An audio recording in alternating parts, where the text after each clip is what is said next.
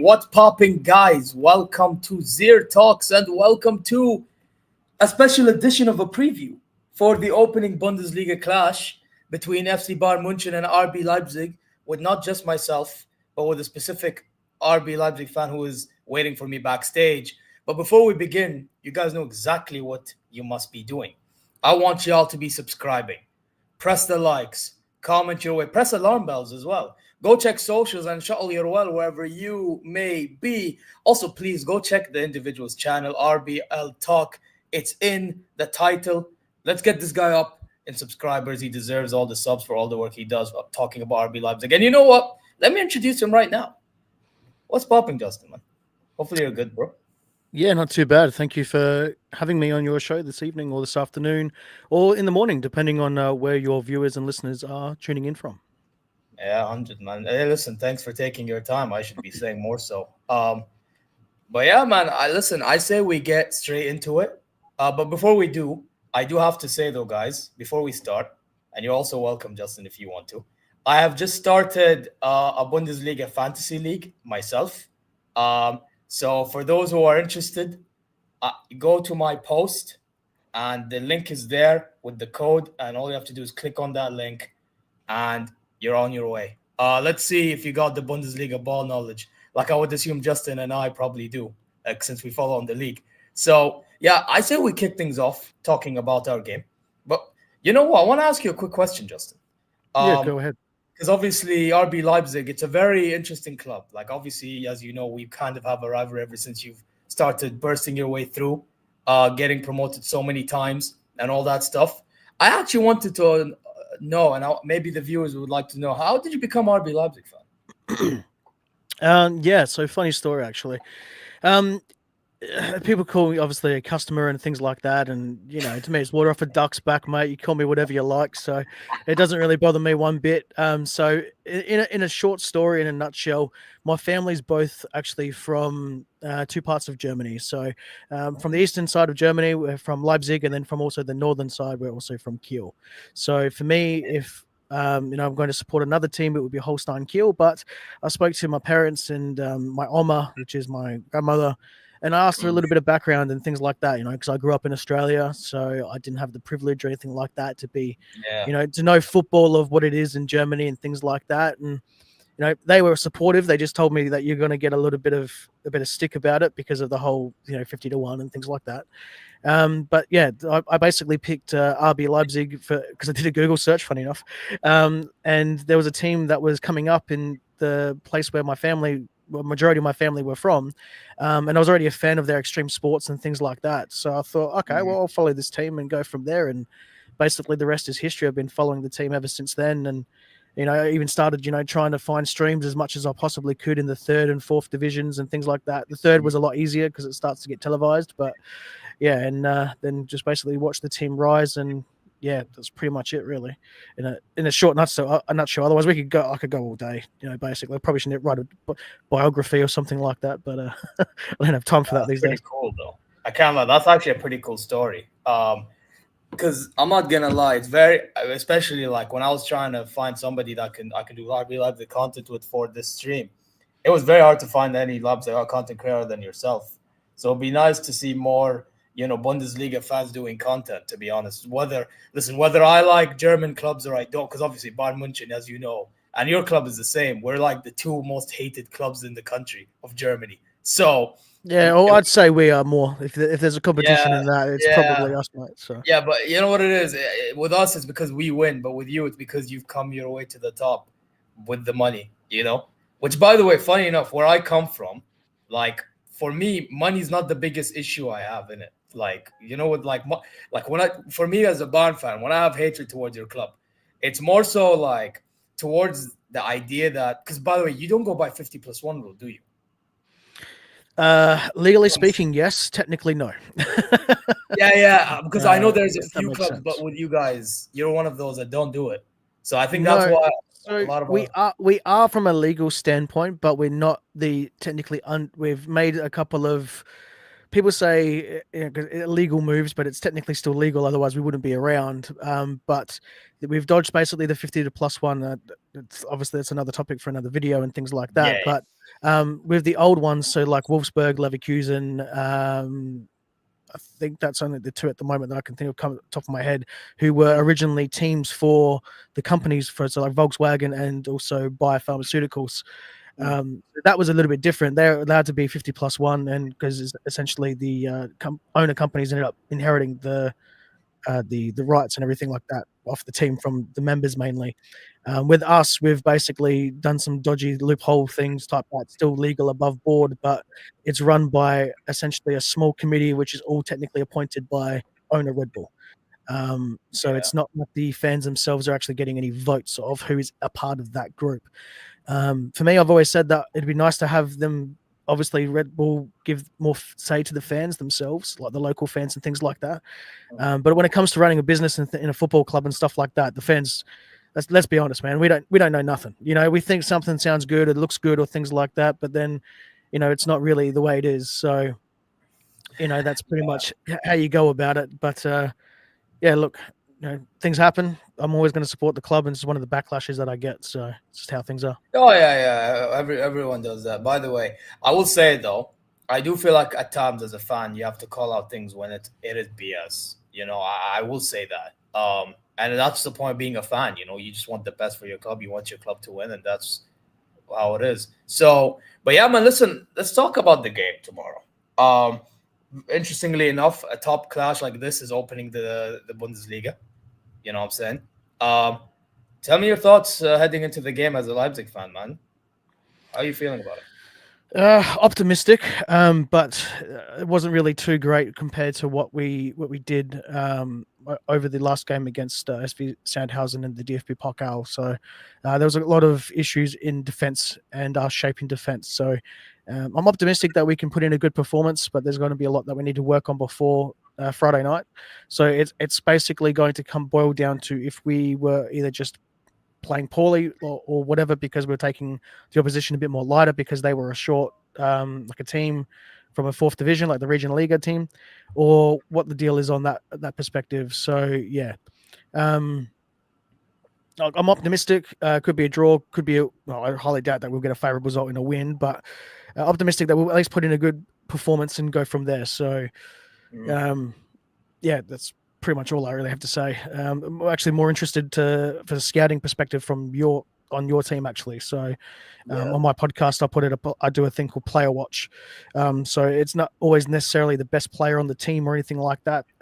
But I've decided to pick for Luis Diaz on that one because I think he can actually be a very dangerous player and a very good addition now to your front three when it comes to your forward and attacking prowess. So Yeah. I mean, I would say about Luis Diaz though. Obviously, I'm aware. I would be aware that you watched the DFL Super Cup. I didn't feel like he got involved as much. I felt like when we played against VfL Stuttgart, sorry, in the DFL Super Cup, I felt like we were too focused on passing the ball to Elise, Gnabry, and Harry Kane more than Luis Diaz. But whenever Luis Diaz got the ball, there was an element of like impact there, you know, that he provided. And he even scored a goal and done the celebration in honor of Jota and all that, which is great, obviously.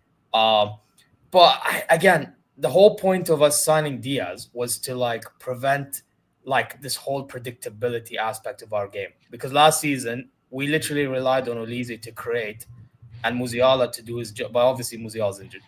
And inshallah, that we score. So I just feel like we need to just again. I hope you're correct that Diaz will do well for us, but for that to happen, we need to get him involved more. You know what I mean? yeah, That's one thing I will say. I did read through the press conferences from both managers, and I'm aware that Oli Werner has already mentioned that he wants to try to ensure that your defense is as solid as it can be. I'm not really shocked because that's what you guys always do when we play against you. Low block and then hit us in the transition. Like the one that comes to mind in which was the most annoying game for us against you, in my opinion, was when we played against you in the DFL Super Cup in Harry Kane's debut under Marco when he had Marco Rosa. I'm not gonna lie. When I saw that, I was like, "This Marco Rosa guy, man, leave us alone, man. Let me actually try to score." You know, like so. I wouldn't be shocked if you did like prevent us from scoring. And then again, I wouldn't be shocked if we also prevented ourselves from scoring because our finishing is not the best. I mean, against Stuttgart, if I'm not mistaken, 17 shots, 3 on target. That's not good enough. You know what I'm saying? So, hey, let's see what happens, man. And again, that last season, we beat you 5-1. But then the following game, we drew to you 3-3 because of silly errors, you know? So I actually think you'll give us a game. I actually think that we could be our worst enemies.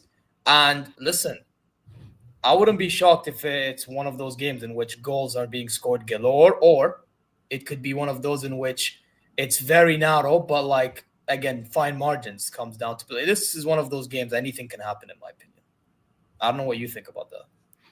Yeah, well, that's it. I mean, it's a fantastic fixture to open up the Hinrunde and the Bundesliga season for season 2025-26. I mean, spectacular things always happen. I've noticed it when Bayern and RB Leipzig play one another. We've got the Super Cup, obviously, which we won. The very first time that we played as well. We gave you runners up to the Bundesliga, like when we got into the league for the first time.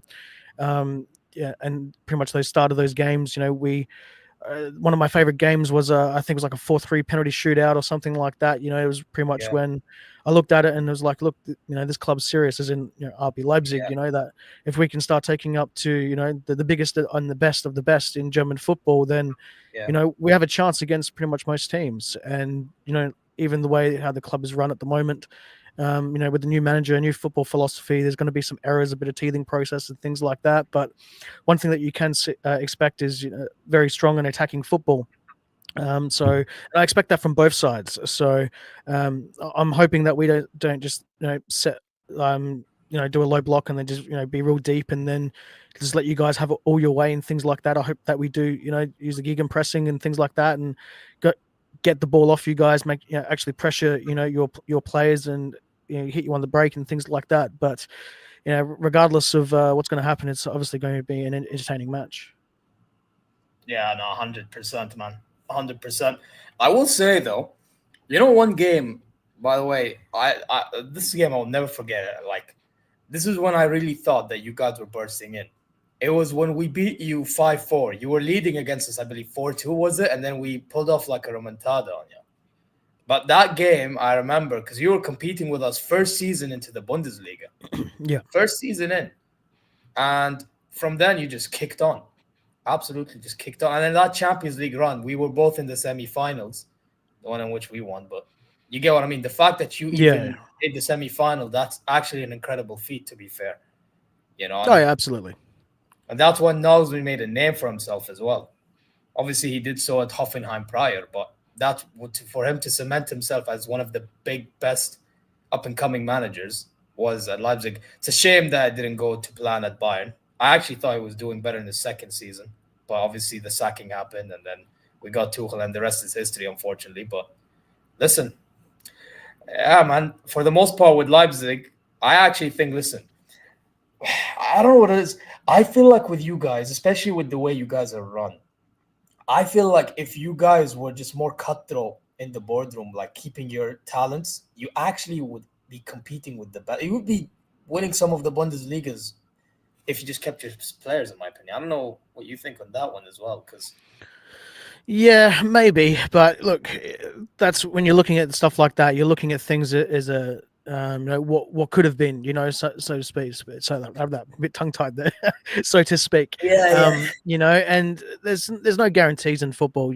So you do look at some of the players that we've sold, and not just to yourselves, like top teams like Liverpool and Manchester United and Chelsea and things like that. And you think if we've actually kept those players, that we could have quite possibly fielded a team. And that's one of the things that I've had a problem with Red Bull, is that how the business model, it's not going to be sustainable for the future unless we really develop into our youth squad and things like that. Then fighting all these like hidden gems and then building them up and then selling them on and still competing. I mean, it's not something that's bad by any means. Like, it keeps things going and things like that. But you just want to try to not just be a stepping stone club, so to speak, and actually try to hold on to these, top tier players, and then, be able to offer them, winning trophies and going deep into Champions League and being up there into the, the pretty much top two and things like that in the Bundesliga every season. But that's when the club needs to take that next step, and we're not there yet. So, we had a couple of some fans and things like just on the global fan base, not just specifically in Leipzig, but that they were a bit critical, thinking that last year we probably should have won the Bundesliga or, things like that. But you got to look at it though, is that we're still a club that's building. We're not just going to be able to win every night. We're not at that stage where, for Bayern, it's minimum, to win the Bundesliga, basically, there's no reason why you couldn't also do the double and be beating the everyone in the team in the Bundesliga and all the other leagues to get the DFB Pokal. So, we're not at that stage yet. So we're slowly building. Hopefully one day we can keep those players and things like that. But, there's one thing that I'll tell fans, regardless of any club, whether it's from RB Leipzig or if it's from anyone around the world, it supports any football club, don't get too attached to a player. Because you'll find out sooner or later that all things come to an end, unfortunately. So, another fan favorite for the locals at RB Leipzig was Yusuf Poulsen, who's now the captain and forward for SV Hamburg. So, There you go. yeah. So don't get too attached to players, because especially at RB Leipzig, that we will keep them for a couple of years and then sell them on. So it's unfortunately one of those things that comes with the club. Speaking of selling, I'm glad you brought selling, because obviously one of your top talents, Xavi Simons, he's being linked to Chelsea Football Club. And at the same time, that could also affect a specific transfer of Chelsea Football Club for a player we're both linked with, Christopher Nkunku. Now, both of us, we are looking to get him on a loan deal, but they want a permanent. That's what Chelsea's wanted, yeah. Yeah, that's what Chelsea's wanted, yeah. Yeah, what do you gather from all this? RB Leipzig won't be going for a permanent deal, that's all I can say. Same with us. He's a fantastic footballer. Can start in most teams in world football. Obviously hasn't worked out for him in the Premier League, so it wouldn't be a bad addition from either side, either from Bayern's perspective. Obviously, this is from me looking from the outside looking in, or from our perspective. But if we get him, then someone else is missing out at the moment, and I don't think that he should be just replacing Xavi, especially unless we want to do it as a short-term thing, get him on a loan deal, just for the 12 months, and then like for the year, and then focus on getting someone for next year to replace that hole, basically. I think we can promote from within anyway, but we've already touted with other players to replace Xavi Simons when he does leave. But the general consensus is, while he's still playing at RB Leipzig, he starts and he's our player. And that there's open talks, obviously, between Chelsea, and I think that Chelsea deal will get done between RB Leipzig and Xavi Simons. Yeah. By the way, I will say this about Xavi Simons. Whenever I watch him, and I want to know what you think, because you're a Leipzig fan, you watch him more than I do. But I've only seen him a couple of times in the Euros, and I've seen him obviously here and there in the Bundesliga whenever I'm free to watch a Leipzig game. Sometimes I do a reaction to the Leipzig games already on TV because it's obviously the same channel. It's a Bundesliga-based channel, being sports. So whenever I watch Leipzig, I sometimes feel like on the ball, it's like he basically can do so much with it. But once he gets to the final third, I can tell he panics. And I do not know why, because there's a lot of players that have this talent about them, but then they also have this thing in which they shy from pressure. Mm-hmm. Have you? I wouldn't say that he panics. What I've said is one of his flaws is that he tends to over dribble the ball, and instead of passing, like making a final pass or taking a shot himself. So he tends to make that mistake quite often, and when he tends to over dribble, he either loses possession of the ball, or the shot or the final pass that would have been open and able to play has then been closed off by the opposition.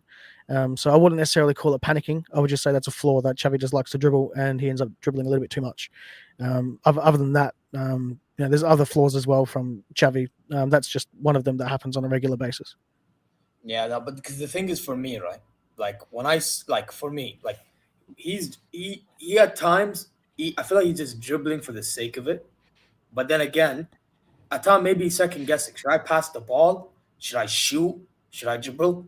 And then for some reason, as you said, he over dribbles. He ends up over dribbling because he's like, screw it. I'm not gonna, that mentality. A lot of these talented players have it, and that's what's the difference between them making it and not. And I fear that he may not make it if he keeps on doing that. In my opinion, like the talent's right there, but there's a lot of football fans that's like, oh, he's not that guy because of that. I have this similar issue with Harry Kane when it comes to scoring goals in the biggest moments as well. It's like they overthink. Yeah, so it's not that's stopping it. It's his behavior basically that stops him from getting to the next level. So, and obviously not doing the team thing is probably something he needs to work on, so to speak. But it's more of his dressing room behavior and things like that that needs to work. But yeah, it's if he gets his ego in check, and look, having an ego is fantastic, for a footballer. Yeah. You look at the top footballers, they've got massive egos and things like that. But the ones that separate themselves from, being a very good player to one of the best players in world football is knowing when to, go it alone, go it solo, and do your own thing and be brilliant and things like that. And then when to do the team thing and when to make the pass or hold up the ball or things like that. And that's where Xavi just really needs to tweak that, and then he elevates himself to that next level. So that's one thing I've said from Xavi. He's a very good footballer who should be a great footballer. He should be in the the link of Jamal Musiala and Florian Wirtz and things like that, but he's not there yet, because he lets these little things stop him from getting there. He has all the foundation to get there, but he's only limiting himself at the moment. No, I agree with you 100%. I really do. Now, you know what? Another player I actually want to talk to you about, because this player, I'm not going to lie, if push comes to shove, I would like to take him off you. Antonio Nusa. That guy, I'm not going to lie, whenever I see him play, absolutely provides impact. I actually think he shakes a lot of defenders, man. That guy actually literally shivers defenders beyond belief. How have you gathered his time at Leipzig? Average, but that's only because he hasn't really been able to be one in his natural position, which he will be this year as a winger, predominantly on the left-hand side. So he's expected to start in the left winger role, I would say probably on the weekend. On Friday night. But I'm not really judging his season as in his tenure at RB Leipzig until pretty much the end of this year. I can't remember what I gave him for my end of season review, but I think it was like maybe a C or something like that when it comes to the academic grades in Western cultures like America, United States. So that is the same thing. Australia, where I'm from, I meant to say. So yeah. Fantastic footballer. What I saw him, in the Club World Cup or the Nations League or whatever it was, with maybe the Euros. I can't remember it too much. It was when he was with Norway in the international.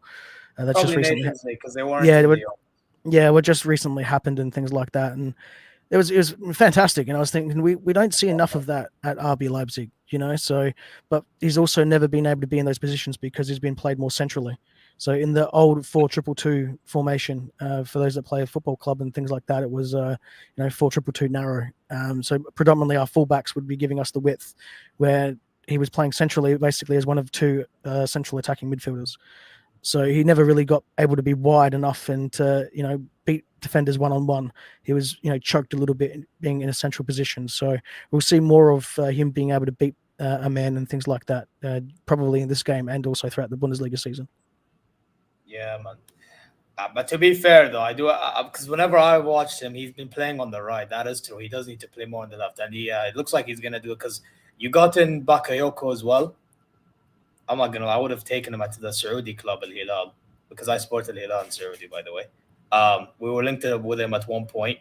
I believe this was it? I think it was the last summer we were linked with him, but we didn't get him, and now you got him because he stayed at obviously PSV for another year, and then you got him now. I actually think that might be a signing people need to look out for. Because you know what, low key, now looking at your attack looks dangerous because you got Nusa, Bakayoko, and Openda still there, right? Openda's still there. Yeah, correct. Yep. Yeah, and if you play like a whole defense counter-attacking game, I'm not gonna lie, if you have the right midfield, you might be dangerous. I can't lie. Yes and no, so to speak. So that's pretty much where we're iffy about. So, especially if Xavi's going to play in midfield, which is most likely where he's going to end up. He doesn't tend to work hard enough in defense and backtracking and things like that. So, you guys might end up being able to overpower us in the midfield and things. So, there is a couple of players and things like that we have good strength. And I mean, I put my own lineup on over on X or Twitter, or whatever you want to call it, as the pinned post over there of what my preferred starting 11 against Bayern will be. And that actually plays Xavi on the wing and Nusa is actually on the bench. The reason for that is because if you don't want to have Xavi on the bench, because for me personally, I wouldn't play him because how he's been forcing his way out the door and things like that. I mean, I know we're only a small club, but the old saying goes is that no player is bigger than the club. So that's, even though we're such a young... to be fair, you start being big in Germany. I can't like in the country itself, you actually starting to grow. So I'm not even gonna go that far. So for me, like if I was a manager, and this is probably a good thing that I'm not for Red Bull or RB Leipzig, whatever, that I really don't want to have him on the pitch at all and have him actually come on as a sub because he's a fantastic player. But we have to start him because otherwise we lose pull when it comes to his transfer to Chelsea or anyone, basically, because we obviously want top dollar for him and try to get some of the money back that we spent, because obviously it hasn't worked out. So from that perspective, that you need to play him and then you have to talk him up like he's a crucial player. He's one of the best players in the world, and we want the best money like possible, like that. Otherwise, if you're putting him on as a bench and impact sub and things like that in the 65th minute, that 70 million euro or whatever they're trying to get for him, I think it was about that last time I checked. Then goes down to like maybe 45 or 50 or something, because they think they could get a deal. So. But Nusa for me would be coming on as a substitute for Xavi. Keep him fresh, make sure he's not injured, so it doesn't hurt the resale value or anything like that. Yeah, I'm not gonna lie. That would low key. That would be smart in a sense, like because by the way, if Nusa comes on, he would be playing on the side of Limer. Now Limer, he obviously hurt himself a little bit in the Super Cup. He will start. I do think he will start. But my fear is if something happens. Sasha Bowie comes on. If Sasha Bowie comes on, man, I am not gonna lie. Whoever plays on your left-hand side is going to be feasting, bro. I am not looking forward to that. Now, in regards to midfield, I mean, you're playing Schlager. I mean, Schlager screams to me as someone that's already energetic and physical. Seewald, I don't know. I'll be real. I'm not sure about Seewald in that midfield. So that I agree with. Um, but with us, we have Kimmich and Goretzka. Now, Kimmich and Goretzka, I'm gonna be really honest with you.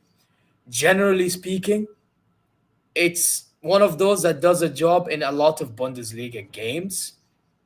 However, it's not one of the midfields that's gonna help you when things get really physical. And my fear is, and not just that, even in transition, they fail in transition a lot to keep up.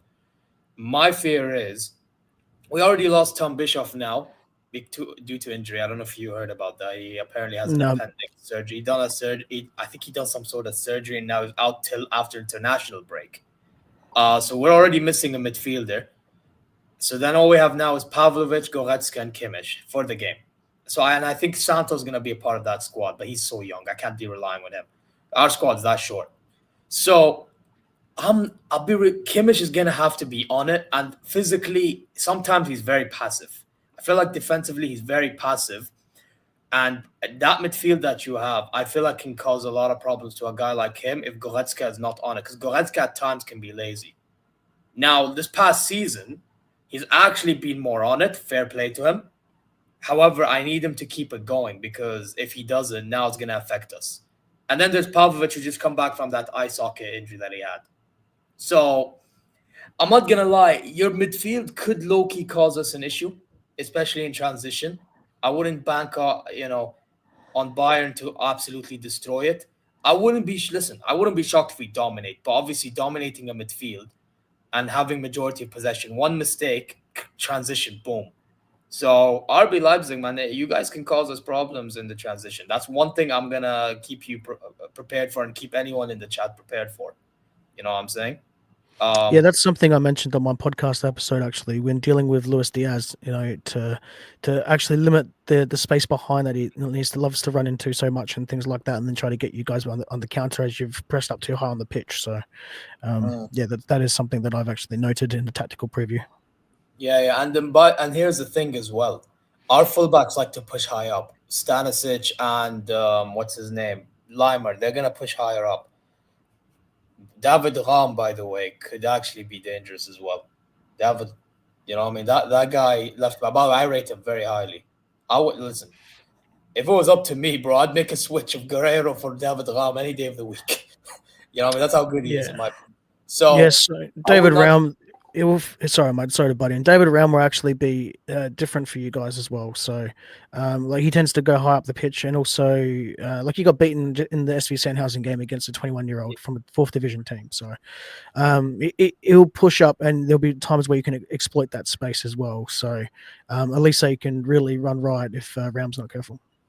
Yeah, but you know what? That's gonna be good competition, Olise versus Ram. But that depends if Olise plays there anyway, because last game we played Gnabry on the right, not Olise. Olise was free roaming in the 10 because we don't have a 10, obviously, and Olise can play anywhere, realistically speaking. The guy can play with a bloody broomstick and he'll still do a job. But listen, yeah, man. But hey, listen, by the way, quick question. That's a good one. What's your thoughts on Šeško? I wasn't a fan of his.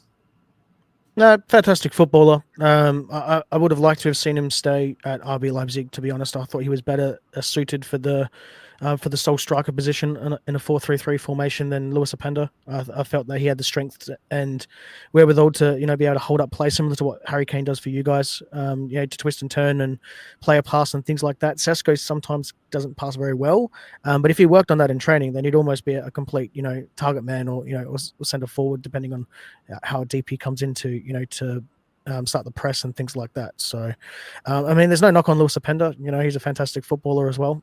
But it was obviously we'll see just how he goes. He was actually our better striker out of the 2 last season than Luis Openda.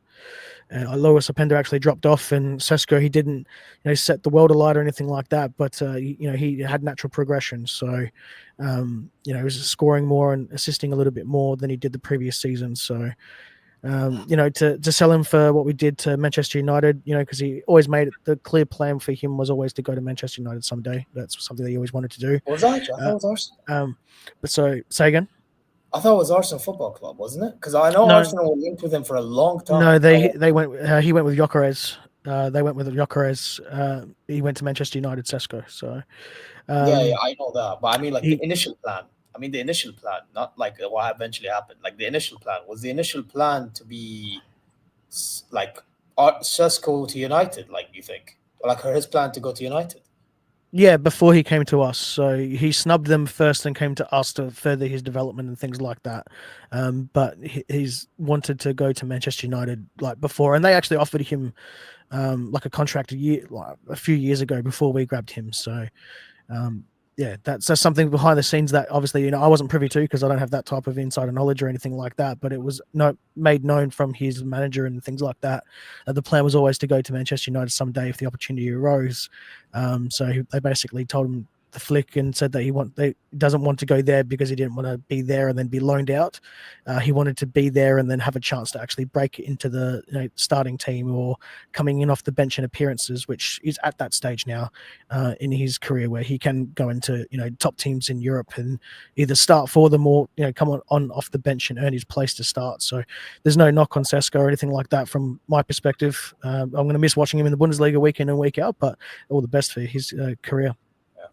I will say, though, I'm not going to lie, Sesko, in my opinion, he leaves a lot for me to be desired as a striker that's supposed to be, like, for someone that's rated so highly, you know what I mean? Like, I feel like 1v1 finishing, the amount of chances he gets, especially in a big game, to the amount of goals he scores, I am not moved personally.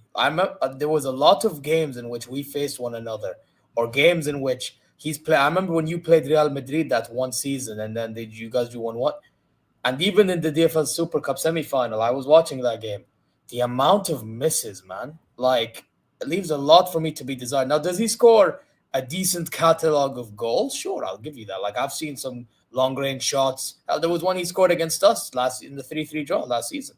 Even though the goal was open, but the way he shot the ball and scored was actually pretty crazy. But it's just, I don't know, for someone that's rated that highly, like, I expect more. If that makes sense.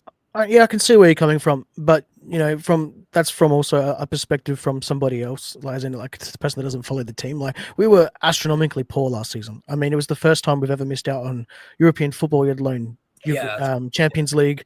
The whole entire team was absolutely shambolic after basically October. Marco Rosa, they should have just stuck with him into the end of the season. Instead, they put on Zlotluv, who basically was basically is just as good as a wet paper bag, basically. Like absolutely useless.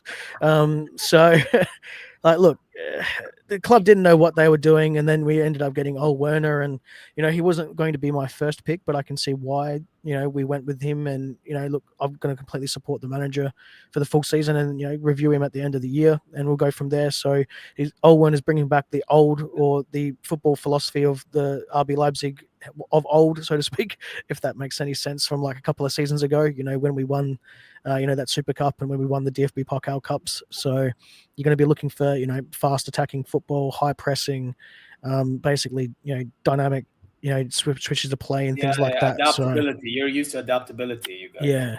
So you're hitting back you have to, and you're used to hitting press. Definitely no knock on Owen. He's got the right football brain and philosophy and things like that, but he just needs to tweak on the defensive side, because otherwise we could be very leaky when it comes to goals this season. Yeah. You know what it is with the defense? Like, when I look at your back line, obviously we talked about Ram. You still have Henriks, I am aware, if I'm not mistaken. Correct. Yeah. But then here's the problem. Your center back, so one of them, Lukeba, I actually rate very highly. One of the top center backs in the Bundesliga. And then you have Orban. Listen, I know Orban's he's still your captain, isn't he? Like, he's still one of your leading, or is he not? No, that changed this year. So, yeah. But I remember he was at one point. But he was last season. Yeah. Yeah. But basically, I don't know. I feel like his time's up, personally. No, so yeah, I mean that's okay. Yeah, obviously I haven't watched any RB Leipzig games, but I mean he was he won one of the men of the match in the Sandhausen game. Like, he was fantastic in defense. He was fantastic in defense last year. He was one of our best players, actually. So He's not past it by any means. I mean, I know I'm a little tiny bit biased because he's also my favorite player, but I also like calling out when people are, BSing. Or not saying you are. Like if a player's shite or anything like that, and I honestly think they are, I'll call it out, no problems. So, yeah, Orban hasn't gotten there yet. I mean, look, he's in his 30s, so the decline's coming. It's the same as Peter Galacci. Like he showed signs of him declining last season. He still won the best goalkeeping award, but the reflexes are there. But whenever Peter had to start thinking about having to make saves and things like that, instead of relying on just natural reflexes that he doesn't have to think about, he was making errors. So when he was doing the latter, when not thinking about the save and the ball's just coming at him, he'd make fantastic saves. When he actually has the time to think about how he's going to save a shot or anything like that, then he was making schoolboy errors. So it's a time in RB Leipzig where we've actually got to start thinking about getting rid of some of our players, unfortunately, like who've been around for quite some time. That's why Lucas Klosterman's going to end up being sold or loaned out or something like that.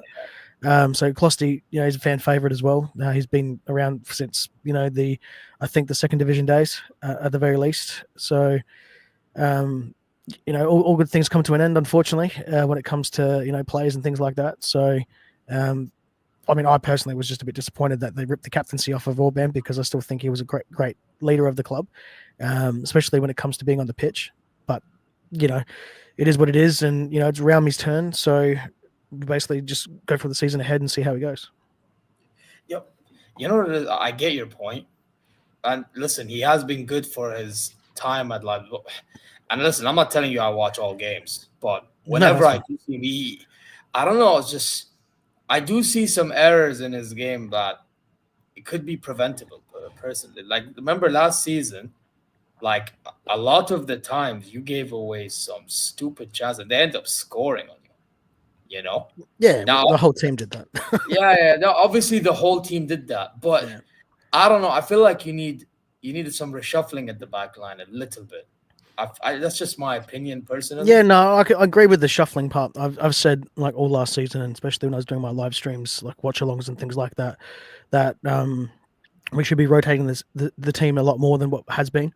I would have liked to have seen young Chedel Bishebu, the young 19-year-old, I think he's now French international, play a lot more at centre back. Obviously dropping Lekeba though, actually, only for the simple fact of just learning with Orban.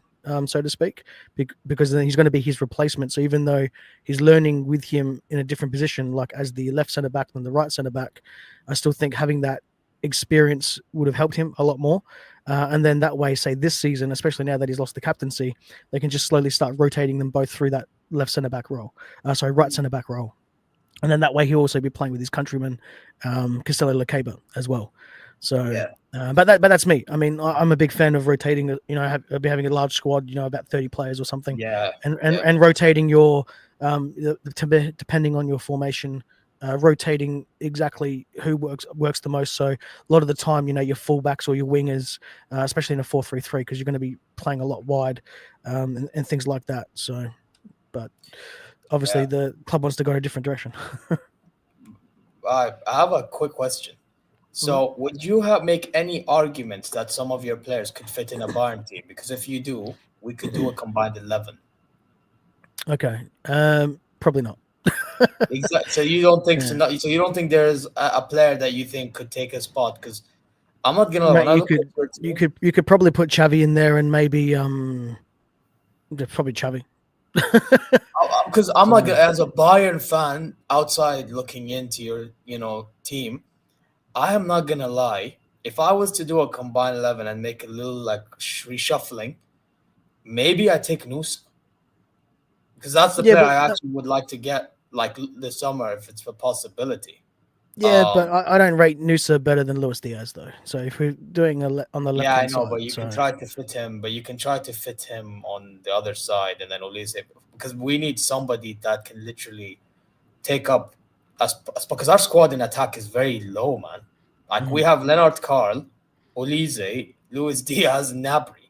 And then Harry Kane is the only striker as well. I know there's Kusi Asari as well, but that's not too many youngsters to rely on, And I know Nusa, you've just said, I know you just said Nusa is another one.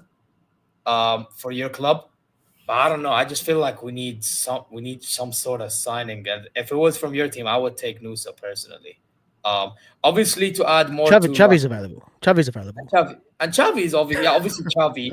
Listen, obviously Xavi, but the reason why I didn't mention Xavi is because I know he's not going to ever join us. But, you know what I mean? But obviously Xavi, yes. If I'm being realistic based on quality, 100%, I would take Xavi. Can literally start in Musiala's position and you put Olise back on the right, Yeah. easily. Yeah, 100%. But then the realistic one would be the Nusa one. But anyway, cool. Now I think we can just get into like predicting the game. What do you think the prediction is gonna be, man? How do you think the game will go out? What's your prediction? Mate, probably I'm going to say a draw or something like that. Draw or a Bayern win. I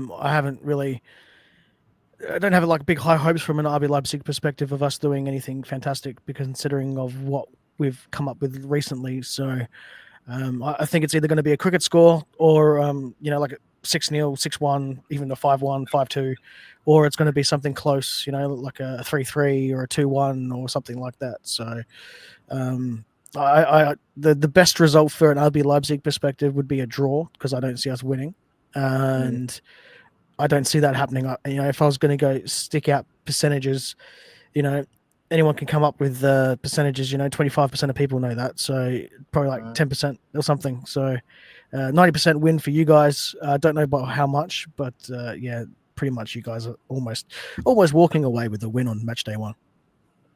Yeah. If I had to make a prediction, listen, on my individual preview that I did, I said 4-2 because I felt like we'll give. I feel like we would give away a couple of goals, especially in transition. I would not be shocked. Um, and I actually do feel like we'll have a lot of chances. I still, regardless of what I say about the midfield and all this defensively, we do like to have the ball a lot, especially under Vincent Company. And one thing I will say, no, and I noticed this from towards the latter stages of Club World Cup, and I would say even now in the Stuttgart game and some friends, the defense seems to be a bit more solid, man. A little bit more solid, especially now with the addition of Jonathan Tah. I feel like Jonathan Tah signing is going under the radar by a lot of fans in football. Because obviously we got him on a free, and a lot of it had to do with the fact that even though he would have rather gone to Barcelona because of Hansi Flick, Barcelona couldn't get him. We eventually took advantage and got him. And obviously got announced when the whole Vert saga ended up happening and he chose Liverpool over us. I think people, they see Jonathan Tah and they're like, he's very slow. But I don't think they understand that some defenders that have high IQ, they compensate for how slow they are. So I think he will be very important for us. Obviously, Upamecano will. I mean, you've had him before. And obviously, when he first joined us, he was, listen, I mean, he was going through stuff initially. I think his father passed, and that's why he wasn't performing. And then, obviously, against Man City the following season, what happened. Which is why I'm still very suspect on him. I'm not going to lie. I see a bit suspicions on him, personally, as a Bayern fan, when it matters most. But last season under Company, I have to admit, he started growing into the season, and I just hope it continues, man. I really hope it continues. So obviously, them two will be important. Kimmich will be important for us.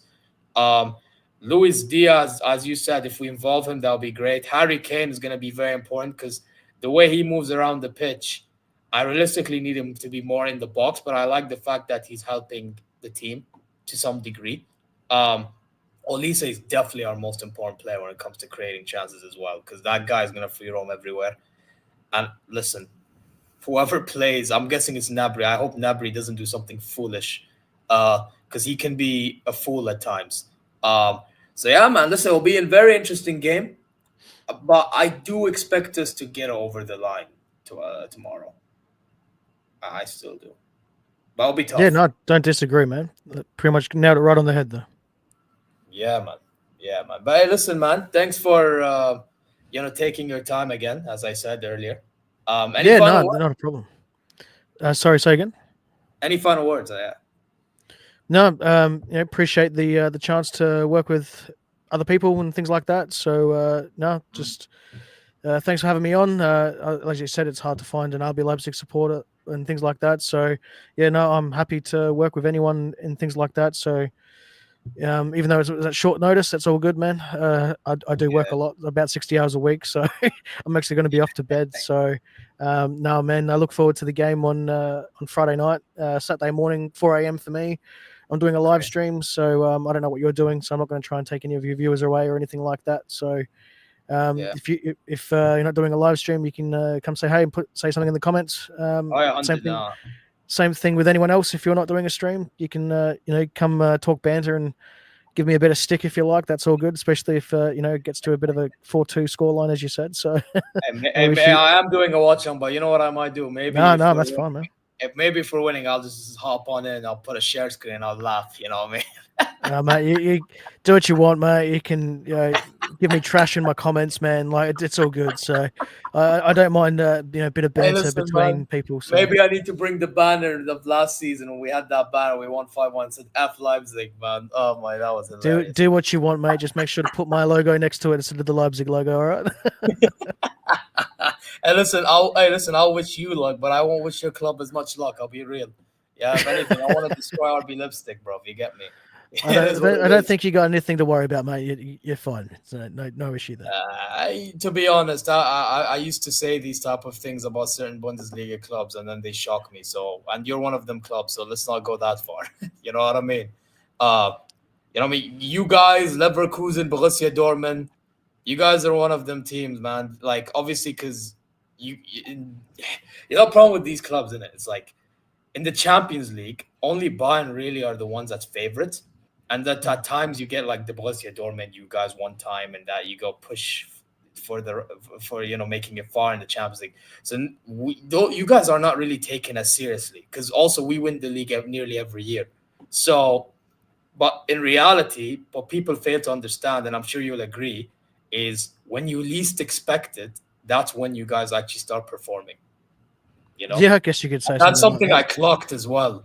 So I am careful. I am very careful, man. You know what I'm saying?